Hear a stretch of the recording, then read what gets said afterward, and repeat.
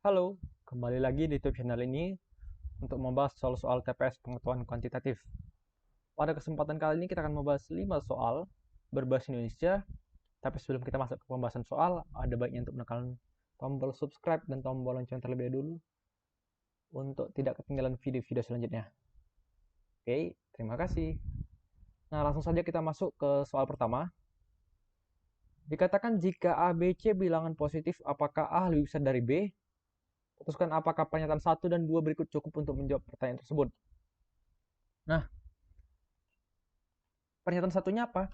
Pernyataan satu adalah A per B tambah C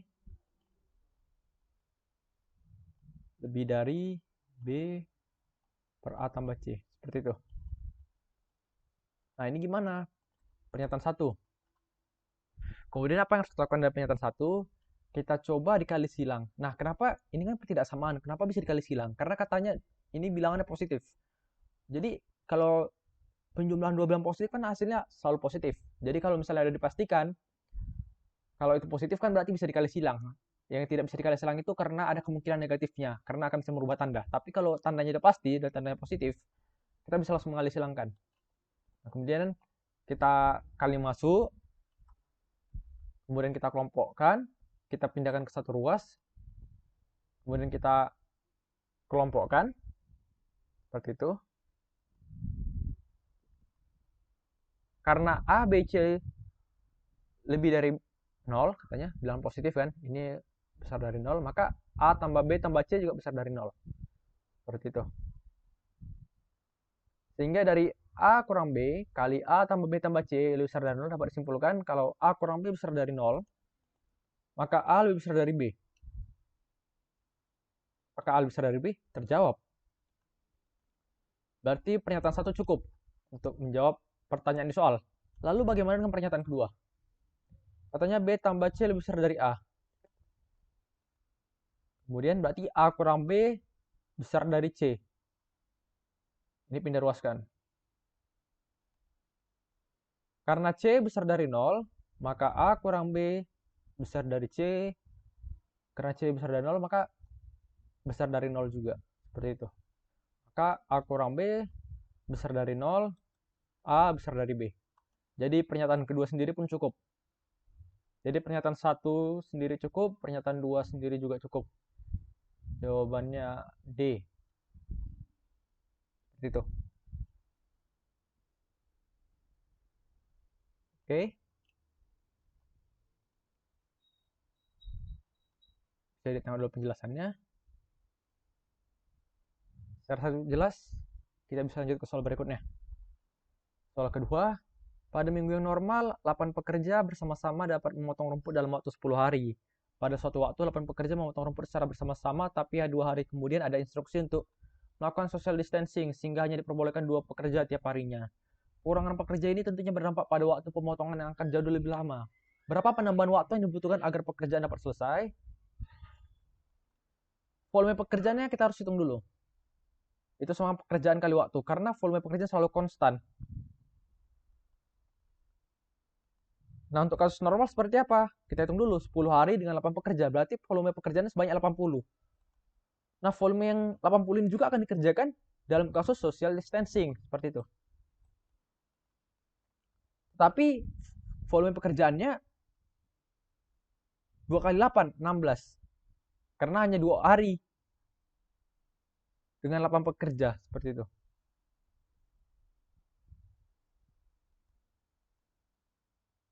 Sisa volume pekerjaan 80 kurang 16 sama 64. Tadi kan volume pekerjaannya selalu konstan nih 80. Nah, tapi untuk kasus social distancing selama 2 hari kan dia masih bekerja normal dengan 8 pekerja. Berarti yang udah dikerjakannya 16. Volume yang dikerjakannya 16. Nah, sisa berapa lagi? 80 kurang 16, 64. Nah, 64 inilah yang akan dikerjakan oleh 2 pekerja setiap harinya. Nah, sisa pekerjaan dilakukan oleh 2 orang saja per hari, maka waktu yang dibutuhkan volume pekerjaan per pekerja 64 per 2 sama dengan 32. Nah, apakah 32 ini jawabannya? Belum. Karena 32 ini adalah waktu yang dibutuhkan. Yang ditanya adalah berapa penambahan waktu yang dibutuhkan? Penambahan waktu berarti perubahan. Maka total waktu yang dibutuhkan adalah 2 hari tambah 32 hari sama dengan 34 hari. Maka untuk kasus social distancing dibutuhkan 34 hari. Nah, untuk kasus normalnya kan dibutuhkan 10 hari. Berarti nanti kan perubahannya deltanya.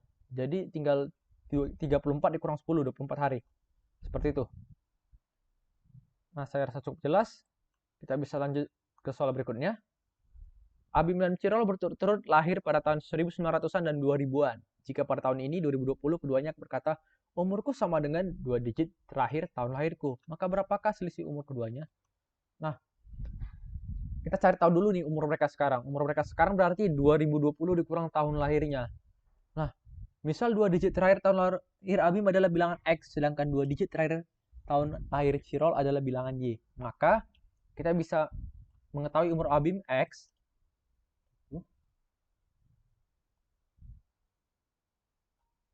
Tahun lahir Abim berarti 1900 tambah X. Karena katanya umurku sama dengan 2 digit terakhir tahun lahirku. Kemudian umur Cirol Y, tahun lahir Cirol sama dengan 2000 tambah Y. Nah, untuk kasus Abim seperti apa? Tinggal kita samakan nih. Umur kan sama dengan 2020 kurang tahun lahir. Ya kita substitusi aja ini yang dua ini.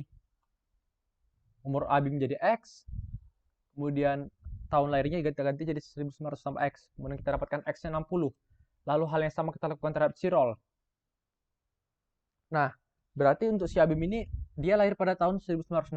Maka umur sekarang adalah 60 tahun. Karena ini 60 sama dengan 60, seperti itu. Nah, untuk si Cirol gimana? Si Cirol juga sama, umurnya kita ganti jadi Y, tahun lahirnya jadi 2000 tambah Y. Kita dapatkan nanti Y-nya 10. Kita buktikan juga kalau 2010 kan maka umur sekarangnya adalah 10 tahun. Ini ya sama 2 digit terakhirnya. Maka selisih umur keduanya adalah 60 kurang 10. Jawabannya 50 tahun. Seperti itu. Saya rasa cukup jelas untuk soal ini.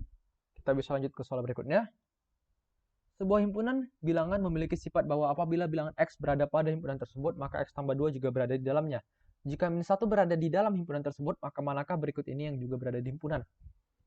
Jika X berada di himpunan, maka X tambah 2 juga ada di himpunan. Itu kata soal. Berarti kalimat ini tidak berlaku sebaliknya. Jika X tambah 2 ada di himpunan, maka X berada di himpunan.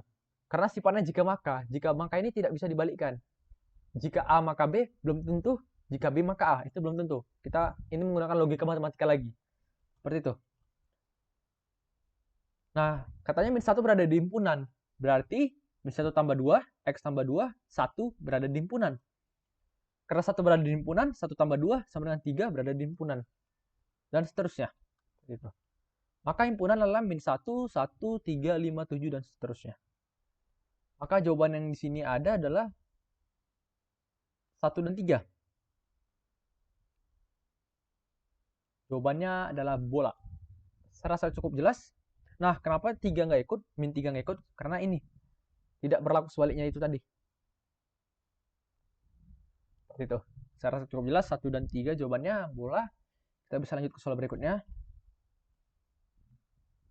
Soal terakhir.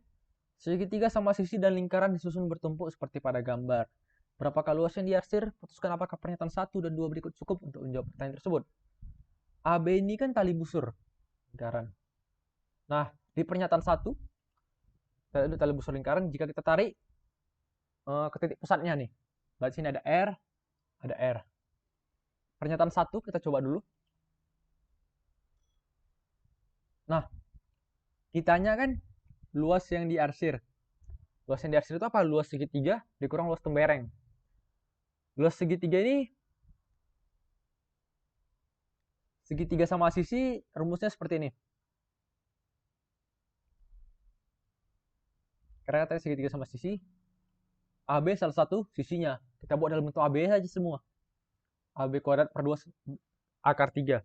Luas temberengnya kan luas juring kurang luas segitiga AOB.